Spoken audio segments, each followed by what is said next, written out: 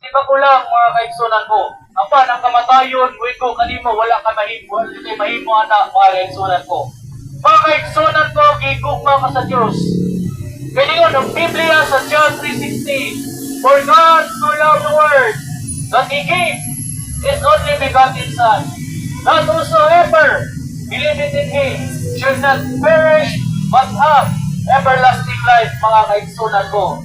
Mga kaigsunan ko, nagpakamatay ang Ginoong Kristo, alang kanimo, alang kanako, mga kaigsunan ko.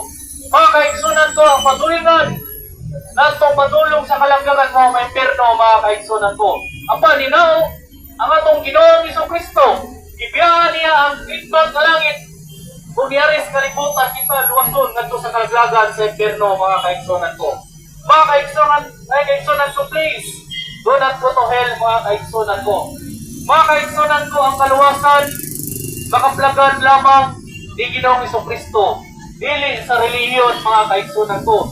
Mga kaigsunan ko, usap ng relihiyon, hindi kamatay ni mo, dili na ni mo madala, sa mo kamatayon, mga kaigsunan ko. Unsa man imong tradisyon, imong relihiyon, mga kaigsunan ko.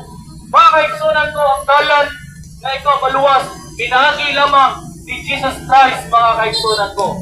Kaya nga ang Biblia, mga kaigsunan ko, sa John 14:6, Jesus said unto him, I am the way, the truth, and the life. No man cometh into the Father but by me. Si Kristo Jesus lang ang dalan na ikaw makabaton o inabuhi nga walay katapusan. Please, do not go to hell, mga kaigsunan ko. Mga kaigsunan ko, ang kaluwasan, makaplagan lamang ni Ginoong Kristo, mga kaigsunan ko.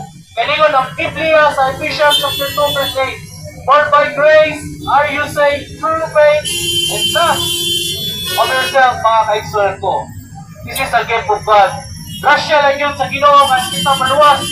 Dili sa atong mayong buhat, dili sa atong mayong edukasyon, dili sa atong mayong trabaho, rin yung kalibutana.